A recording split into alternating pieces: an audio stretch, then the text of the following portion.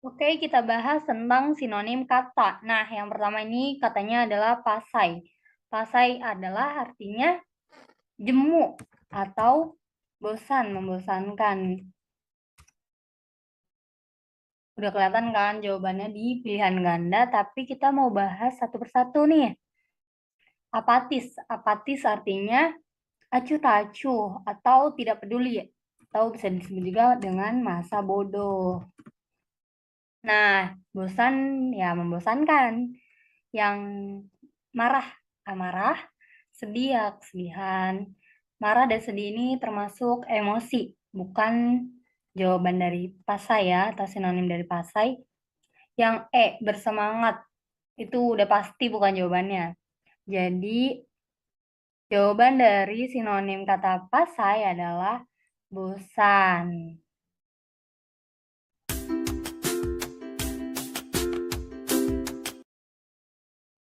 Kita lanjut ke sinonim dari kata yang kedua, yaitu aberasi. Aberasi ini artinya penyimpangan dari yang normal.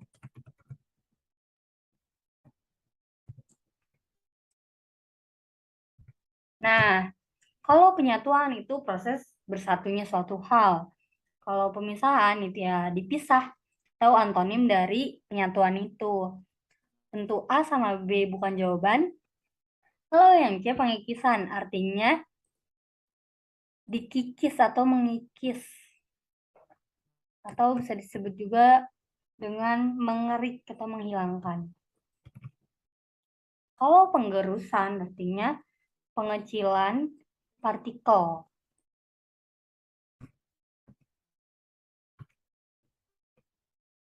Nah, A, B, C, D ini bukan jawaban dari sinonim aberasi.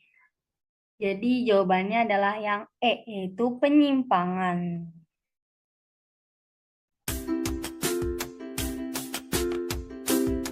Kita lanjut ke nomor 3, kata sinonim dari kata ancol. Nah, ancol itu artinya tanah yang menjorok ke laut.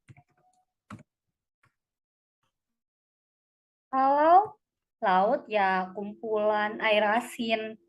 Nah, kalau selat itu laut yang berada di antara pulau-pulau.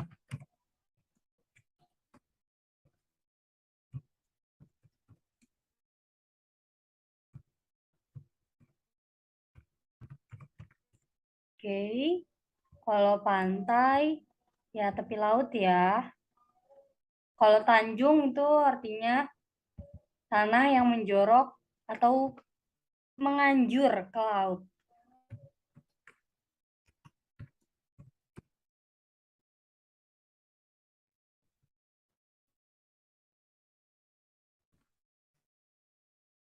Kalau bendungan ya untuk menahan air sungai. Jadi jawaban untuk sinonim kata ancol adalah yang D, Tanjung.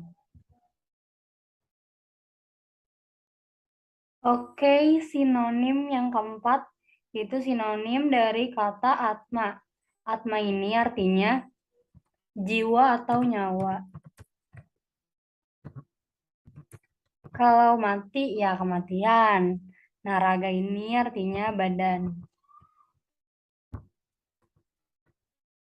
Kalau waktu ya tempo.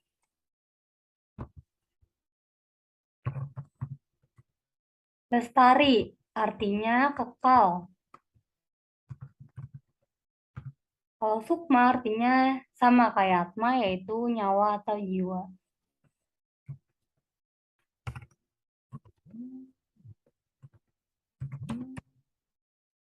Jadi, jawaban dari sinonim kata atma adalah sukma. Yang Oke, sinonim kata vandalisme. Nah, vandalisme ini artinya kerusakan atau penghancuran.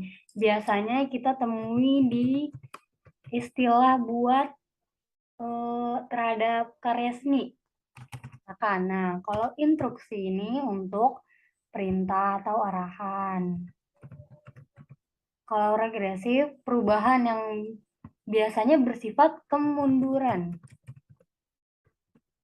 Nah, kalau produktif tuh artinya mampu untuk menghasilkan. Nah, kalau destruktif itu artinya ya perusakan, pemusnahan, penghancuran.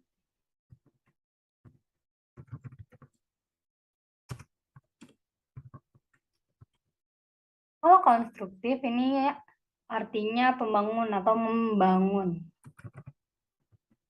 Jadi, sinonim dari kata vandalisme adalah destruktif yang pembahasan tes kemampuan verbal tentang antonim kata atau lawan kata. Nah, kata yang pertama adalah Yuwana. Antonim dari kata Yuwana. A. Tua, B. Hidup, C. Wanita, D. Dewasa, dan E. Anak-anak. Nah, Yuwana ini artinya muda atau anak-anak.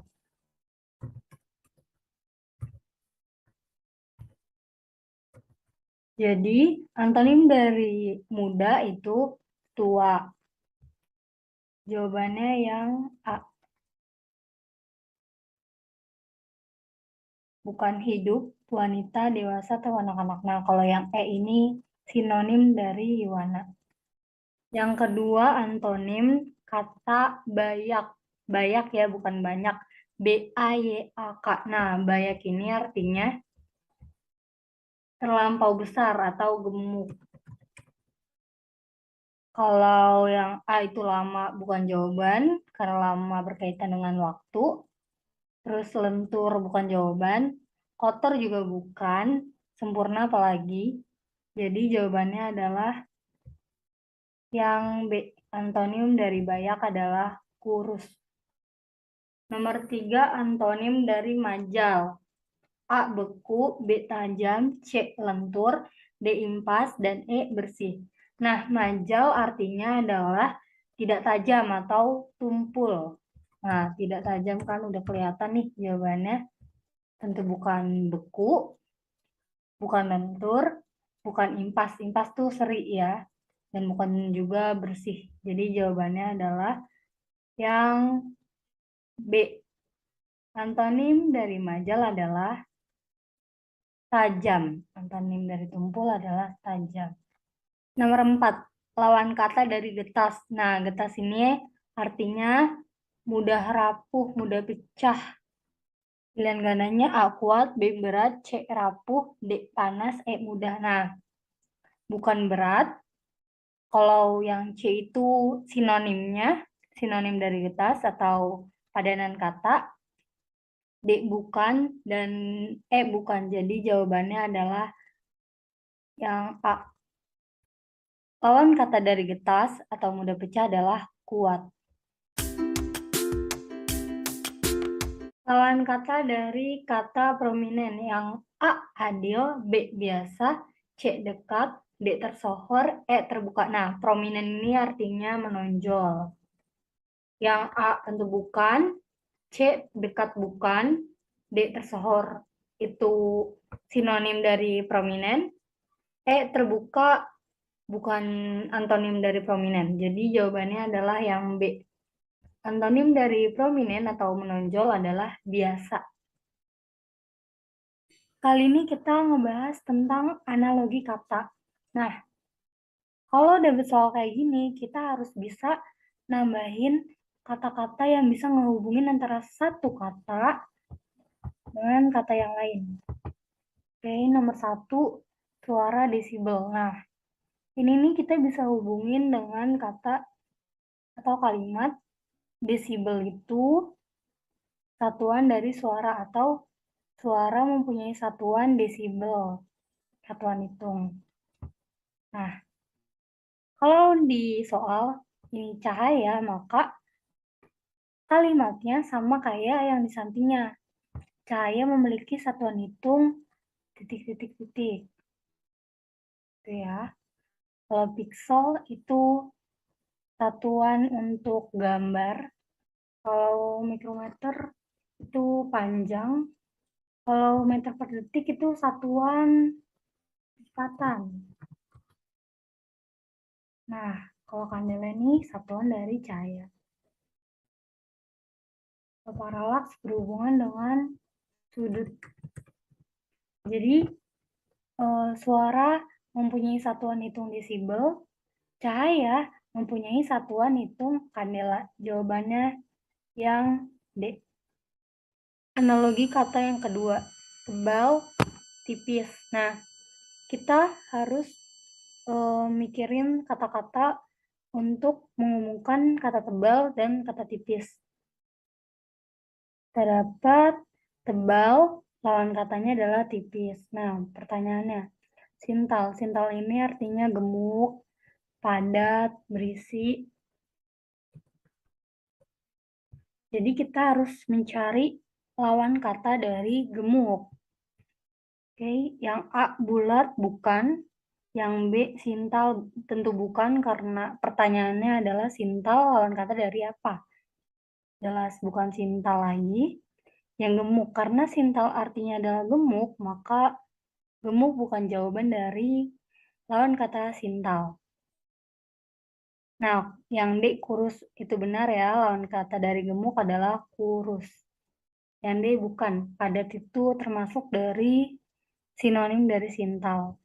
Lagi-lagi buat analogi kata kita harus mikirin nih, gimana caranya ngehubungin kata satu dengan kata lain dengan nambahin kata baru. Nah, wartawan, berita. Oke, wartawan membawakan sebuah berita. Nah, pertanyaannya adalah penyanyi membawakan sebuah titik-titik-titik. Bukan baju ya, bukan suara, bukan gosip, bukan pesona. Jadi jawabannya yang B. Penyanyi membawakan sebuah lagu, wartawan membawakan sebuah berita. Nah, ini sama ya. Nomor 4, analogi kata diare lalat. Nah, kita harus menghubungin kata antara diare dan lalat. Diare ini penyakit yang ditularkan oleh lalat. Jadi, kata bantunya adalah ditularkan oleh. Nah, kalau buat pertanyaan cikungunya titik-titik, maka cikungunya ditularkan oleh bukan tikus, bukan virus, spesifik ya karena ini lalat, jadi hewannya atau virus apa. Bukan semut, bukan bakteri. Cikungunya itu penyakit yang ditularkan oleh nyamuk. Jawabannya adalah yang E. Nomor 5, analogi dari kata helm kepala. Nah, helm kita bisa pakai kalimat atau kata helm ditaruh di kepala atau dipakai di kepala. Helm dipakai di kepala. Dipakai. Nah, pertanyaannya, trompa dipakai di titik-titik. Trompa itu semacam sandal yang terbuat dari kayu atau karet. Bukan lutut, bukan lengan, karena semacam sandal ya, jadi di bawah nih, ke leher dan pinggang. Nah, terompas semacam sandal dipakai di kaki. Yang A jawabannya.